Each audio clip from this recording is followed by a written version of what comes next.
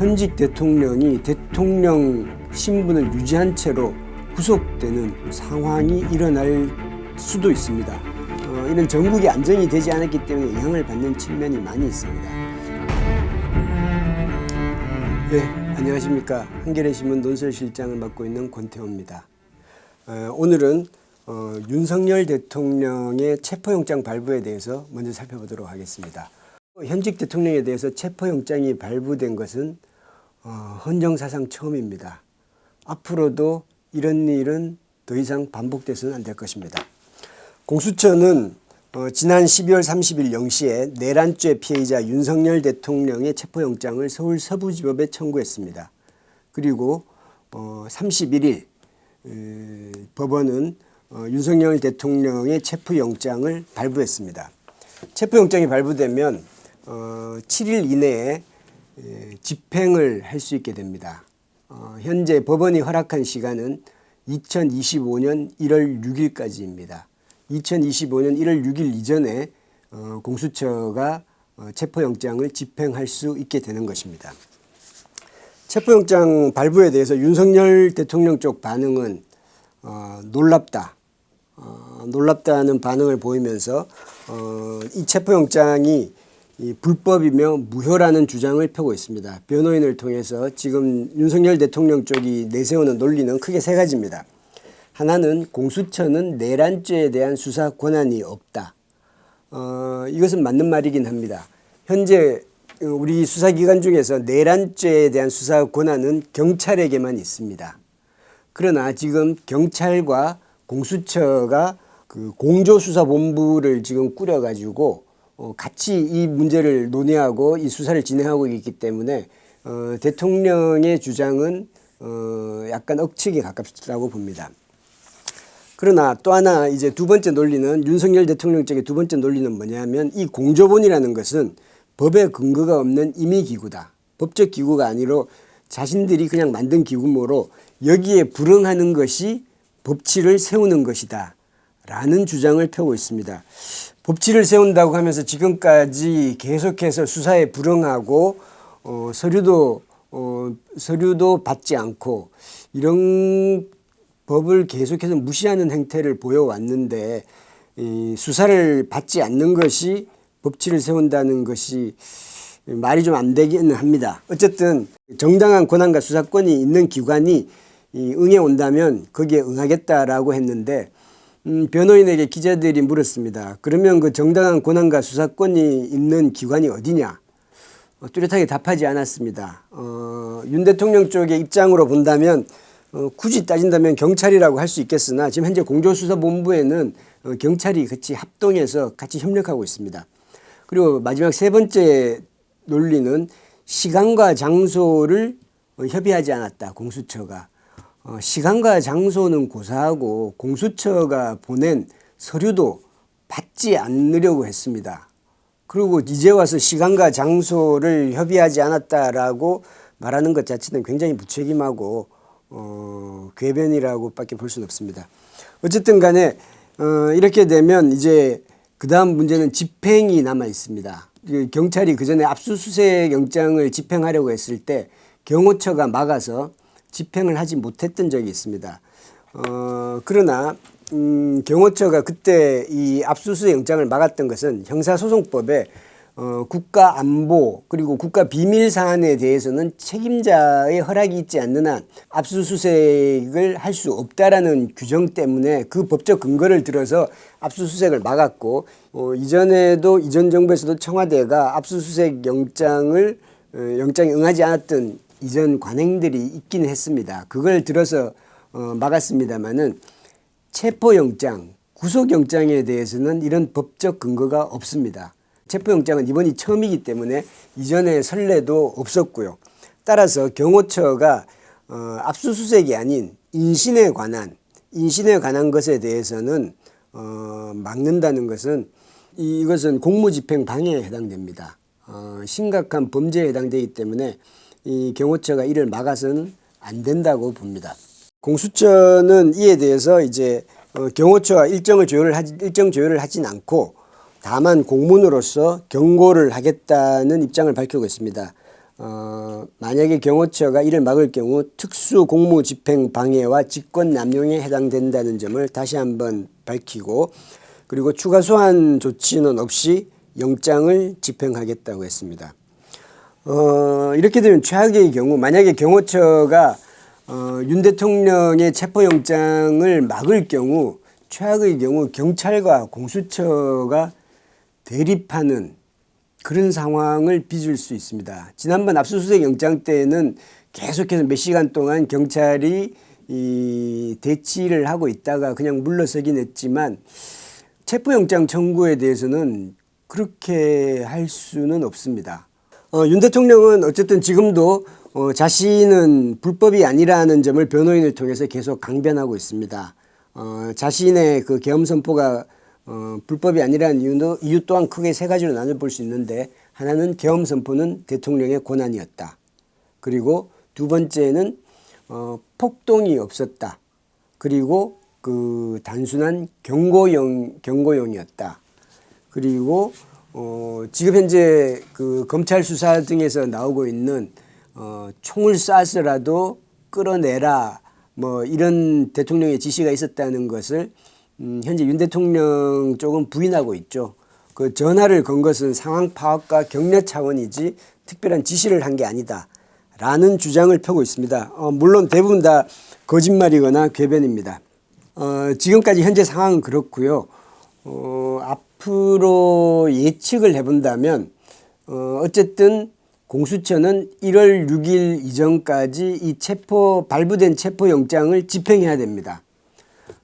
그리고 체포를 한 이후에는 48시간 이내에 구속 여부를 판단해야 됩니다. 그래서 구속을 하든 아니면 다시 이제 귀가 조치를 하든 둘 중에 하나를 해야 됩니다. 공수처 입장에서는 지금 할 수 있는 것은 두 가지를 동시에 해야 됩니다. 하나는 영장을 청구할 것이냐를 염두에 두고 현재 그 범죄 사실을 명확하게 구속영장을 청구할 수 있을 만큼을 하나를 정리를 해야 됩니다. 그리고 또 하나는 체포영장을 집행하기 위해서, 물론 현재 공수처장은 경호처와 협의 없이 하겠다. 사실은 체포영장을 할 때 특정 기관에다가 미리 상의하고 이렇게 하는 것은 사실 맞지 않죠. 예를 들면 특정 기관의 어느 사장을 만약에 체포한다고 할 때 그 회사에 뭐 굳이 얘기하고 그럴 필요가 없죠. 그냥 곧바로 가서 그 사장을 체포하면 되는 거죠. 범법자니까. 아마 그런 차원에서 말한 것 같은데, 어쨌든 간에 경호처와 최소한의 협의는 비공식적 협의라도 있어야 될 것 같습니다. 그래서 서로 대치하거나 막거나 하는 이런 불상사가 일어나지는 말아야 되겠죠. 그래서 한쪽으로는 체포영장을 집행하는 방식을 지금 추진해야 되고, 한쪽으로는 구속영장과 관련한 범죄 사실에 대해서 조금 정리를 하는 이 두 가지 일을 지금 공수처가 동시에 지금 진행하고 있으리라고 봅니다. 여기서부터는 그냥 추정입니다. 추정. 뭐 틀릴 수도 있고요. 현재 정부는 제주항공 참사로 인해서 1월 4일까지를 국가 애도기간으로 선포하고 있습니다. 아마도 체포영장을 집행한다면 1월 5일이 일요일입니다.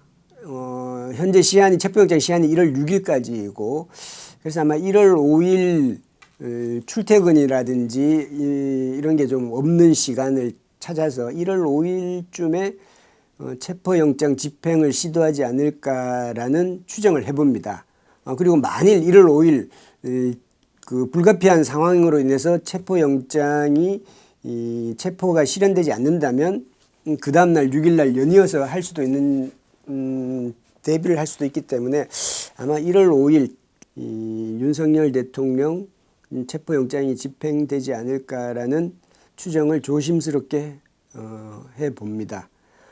다만 정말 나라의 국격을 생각한다면 현직 대통령이 수사기관에 의해서 자진 출두도 아니고 체포하는 이런 모습을 보인다는 것은 정말 부끄러운 일입니다.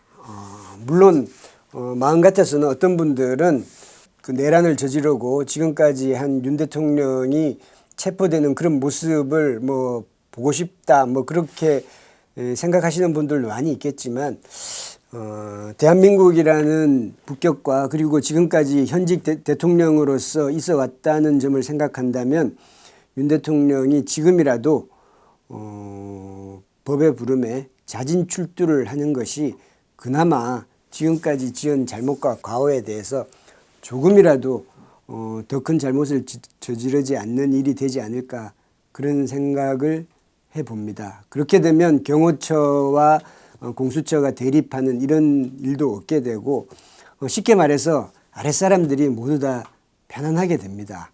윤 대통령이 그 스스로 본인이 책임을 진다면. 그런데 아쉽게도 윤 대통령은 그렇게 하지 않을 것 같습니다. 아마 다른 분이라면 그렇게 할지 모르겠습니다만은 방송에서 이런 말을 해서 조금 조심스럽게 합니다만은 윤 대통령은 그냥 제가 보기에는 그냥 나이든 어린아이 같다는 생각이 듭니다. 어린아이는 책임을 회피하고 그리고 사실을 부정하는 경우가 많습니다. 그리고 미래에 닥칠 일을 제대로 예견하지 못합니다. 윤 대통령의 모든 모습에서 그런 것들이 그대로 드러나고 있기 때문에 아마 경호처를 향해서 자신을 지켜달라, 막아달라라는 지시와 요청을 하게 되지 않을까 생각됩니다. 참으로 부끄러운 일이 아닐 수 없습니다. 예, 어쨌든 그러나 그런 상황이 벌어진다 하더라도 경호처가 공무집행을 방해해서는 안 되고 만일 그런 상황이 벌어진다면 최상목 대통령 권한대행이 이 경호처에 지시를 내려야 된다고 봅니다. 그래서 정말 불필요하게 경호처와 공수처, 국가기관끼리 대립하는 이게 사실상 이건 내전이나 마찬가지 아닙니까? 이런 상황이 벌어지는 일이 없어야 될 것입니다. 예, 그리고 만약에 이렇게 체포영장이 집행이 되게 되면 48시간 내에 구속 여부를 결정하게 됩니다. 만일 제가 윤 대통령의 변호인 쪽이라면 자진 출두를 전제로 불구속 조사를 한번 건의하고 뭐 그렇게 시도를 해보겠습니다. 그러나 아마 윤 대통령 쪽이 그런 시도를 할 것으로 예상되지 않기 때문에 공수처도 그런 것을 염두에 두고 지금 진행하고 있지는 않으리라고 봅니다. 가장 빠를 경우에 모든 일이 순조롭게 진행된다면 다음 주 초에 현직 대통령이 대통령 신분을 유지한 채로 구속되는 상황이 일어날 수도 있습니다. 지금 현재 이론상은 충분히 가능하고 그것이 실제화될 수도 있다고 봅니다. 대통령은 형법상 소출을 받지 않을 권한이 있지만 내란과 외환에 대해서는 예외가 적용되고 지금 현재 이 사안은 내란에 해당됩니다. 다음 주 초에 어떤 상황이 벌어질지 지켜보면서 보도를 하도록 하겠습니다. 지난 2024년을 돌아보면 정말 1년 동안 무수히 많은 일이 일어났었는데 특히 12월 달 내란으로 인해서 굉장히 많은 일들이 25년까지 지금 연결되어 있습니다. 현재 굉장히 우리나라 지금 주식이라든지 환율이라든지 굉장히 불안한 상황이 있는데 이건 역시도 정치 문제 이런 전국이 안정이 되지 않았기 때문에 영향을 받는 측면이 많이 있습니다. 1월 20일 날 트럼프 행정부 2기가 시작됩니다. 정상적인 상태라면 지금 트럼프 행정부와 우리 정부가 계속해서 긴밀한 협의를 하고 논의를 하고 사전에 조율을 해야 될 것이 굉장히 많습니다. 지금 일본이라든지 뭐 캐나다, 뭐 유럽 다른 나라들은 다 지금 그렇게 하고 있습니다. 현재 우리는 지금 거의 뭐 손 놓고 있는 상황입니다. 이렇게 되면 새롭게 그 판이 짜여지는 새로운 트럼프 2기 행정부 글로벌 구도에서 우리는 굉장히 뒤처지는 굉장히 불리한 상황에 놓일 수도 있는 상황이 전개됩니다. 따라서 지금 현재는 우리는 지금 현재 내란 정국, 탄핵 정국을 하루속히 빨리 매듭 짓는 것이 가장 중요하다고 봅니다. 현재 내란 정국과 관련해서 사안은 크게 두 가지입니다. 하나는 탄핵 국면, 그리고 또 하나는 수사 국면이 있습니다. 지금 현재 윤 대통령의 전략은 탄핵 심판을 먼저 받고 수사를 최대한 미루겠다는 것입니다. 물론 탄핵도 미루겠다는 것입니다. 할 수 있는 한 최대한 시간을 끌겠다는 것이 윤 대통령 쪽의 전략이고, 그래서 모든 사안 지금까지 우리가 익히 보아왔듯이 그 수사기관의 우편물을 송달을 거부한다든지 그 단건 모든 단계마다 다 문제를 삼고 다 가처분 신청을 하고 권한쟁의 신청을 하고 뭐 이런 조치를, 모든 법적 조치를, 모든 수단을 써서 다 할 겁니다. 탄핵 심판에 대해서도 지금까지 윤 대통령 쪽은 계속해서 우편물을 송달을 거부하고, 그러자 헌법재판소에서 받은 걸로 하겠다, 간주하겠다라고 했더니 그때서야 그리고 변론 기일을 잡자 그때서야 변론에 나오겠다라고 했습니다. 왜냐하면 변론에 나오지 않으면 불리하니까. 공수처의 그 자진 출두 서류에 대해서도 계속해서 송달을 거부하다 3번이나 계속 거부하다가 체포영장을 발부하겠다고 하자 그때서야 변호인을 통해서 주장을 폈습니다. 굉장히 하여튼 모든 최대한 시간을 끌고 불리한 지점에 대해서 이 불리한 지점까지 가서는 자신이 반론을 펴는 이런 형식을 계속 취하고 있습니다. 굉장히 치졸한 모습입니다. 탄핵 심판은 원활하게 진행이 되면서 빠르면 3월, 늦어도 4월 초에는 이 탄핵 심판이 마무리될 걸로 봅니다. 이 탄핵 심판은 굉장히 간단하기 때문에 우리 국민들이 다 봤습니다. 그 내란의 진행 과정을 다 봤기 때문에 증거가 명확하고 지금 증인들이 많고 지금 많은 그 지휘관들이, 군인 지휘관들이 대통령으로부터 이런 지시를 받았다는 이야기를 계속하고 있습니다. 그 사람들은 이런 진술을 적극적으로 할 수밖에 없습니다. 왜냐하면 대통령이 그렇게 강압적이고 그렇게 무리한 요구를 했지만 나는 그것을 다 이행하지 않았다라고 해야지만이 자신의 죄가 줄어듭니다. 대통령은 총을 쏘라고 했지만 나는 총을 쏘지 않았다. 이렇게 해야지만이 자신의 죄가 줄어드는데 대통령이 그렇게 대통령의 죄를 숨기려고 하면 자신의 죄가 커지게 되는 겁니다. 그렇기 때문에 이 사람들은 그렇다고 없는 이야기를 지어내지 못할 거고 자신이 받았던 것을 최대한 적극적으로 진술할 가능성이 높고요. 그리고 이 점에서 한 가지 또 기억해 볼 것은 대령이라든지 현장에 정말 잘못된 명령과 지시를 받고 현장에 간 대령들, 이런 군인들이 눈물을 흘리면서 기자회견을 하고 그랬습니다. 전원 처벌하더라도 제 부하들은 선처해달라. 그 친구들은 아무 죄가 없다. 그 사람들은 그래도 일말의 양심이라도 있습니다. 정말 잘못된 지시로 갔지만 그 일선 장교들, 대위, 중위 뭐 이런 사람들 앞으로도 앞날이 창창한 그 친구들 생각해서 그렇게 나오고 있는데 윤 대통령은 지금 하는 게 나는 전화하고 상황 파악하고 격려하고 나는 그런 지시를 내린 적이 없다. 그러면 그 지시를 받은 그 사람이 다 뒤집어 써야 됩니다. 이렇게 비겁한 보스가 어디 있습니까? 전두환보다도 전 못한 분이라고 생각합니다. 전두환은 만약에 내란에 실패했으면 이런 식으로 나오지는 않았을 것입니다.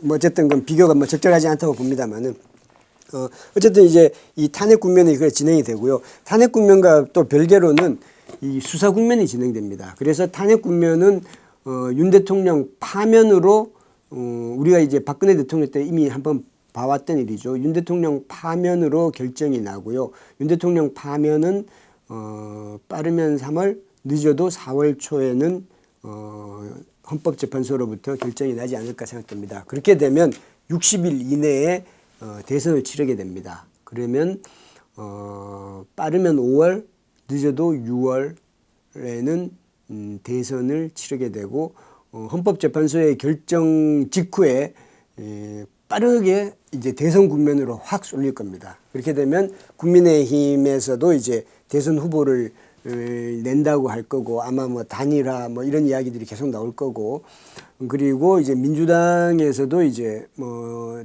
대선 후보는 지금 현재로서는 이재명 대표가 제일 유력해 보이는데 뭐 상황은 또 어떻게 변할지 모르니까 어쨌든 그 대선 국면은 그렇게 진행이 될 거고요. 그리고 이제 수사 국면은 그와 별개로 탄핵 국면과 상관없이 별도로 진행될 겁니다. 그리고 이 수사는 상당히 오랜 시간이 걸릴 겁니다. 박근혜 대통령 때에도 봤듯이 이게 1심, 2심, 3심을 거치게 될 것이기 때문에 뭐 내년 이후로까지 계속 시간이 넘어갈 수도 있을 겁니다. 그거는 이제 대통령직을 이제 잃은 상태에서도 계속해서 수사는 진행이 될 거고 그리고 여기에 관계된 사람들이 이 박근혜 대통령에 비해서 훨씬 좀 많습니다. 현직 군인들이 많이 관련돼 있고 그 사람들에 대한 다 처벌까지 나가려면 굉장히 오랜 시간이 걸릴 겁니다. 그건 뭐 별개로 진행이 될 걸로 봅니다. 이 외교 관계는 1월 20일 날 트럼프 행정부가 출범을 하게 되면 우리가 이제 그때까지도 아마 권한대행 체제가 계속 유지가 될 겁니다. 물론 권한대행 체제에서 트럼프 행정부와 한미 관계라든지 이 남북 문제에 대해서도 이야기를 할 수는 있겠지만 굉장히 제한적일 겁니다. 제가 트럼프 행정부의 공직자라 하더라도 권한대행 체제의 관계자들과 깊은 논의를 하지 못할 것 같습니다. 왜냐하면 이 사람들은 권한대행 체제일 뿐만 아니라 정권이 교체될 가능성이 높은데 이분들하고 깊이 있는 논의를 해봤자 다시 반복해야 될 뿐만 아니라 오히려 우리 카드를 보여주는 꼴이 되기 때문에 오히려 미국 쪽이 소극적이 될 거고 뭐 조금 이따 봅시다 라는 이런 식으로 나올 가능성이 높아 보입니다. 그런 측면에서라도 우리는 이 사안들을 빠르게 정리하고 수습할 필요가 있습니다. 그래서 새 정부가 출범이 되면 그때 이제 이 한미 간의 본격적인 대화와 논의가 진행될 걸로 예상이 됩니다. 그 사항들이 이제 외교적으로 그래서 어떻게 보면 사실 내년 상반기까지가 우리 국정 그리고 외교에 대해서는 계속 블랭크 상황이 계속 이어진다고 볼 수 있습니다. 뭐 안타까운 일입니다. 그래서 내년 상반기에 어쨌든 새 정부가 출범하고 이 문제가 해결이 되면 내년 2025년에는 우리나라의 경제, 외교 뭐 그리고 우리 국내 문제라든지 이런 문제들도 새롭게 재편이 되면서 다시 한번 새 출발을 할 수 있게 되지 않을까를 새해를 맞아서 다시 한번 기대하고 또 염원해 봅니다. 시청자 여러분들도 올 한 해 좋은 한 해 되시기를 다시 한번 성원합니다. 기대합니다. 감사합니다.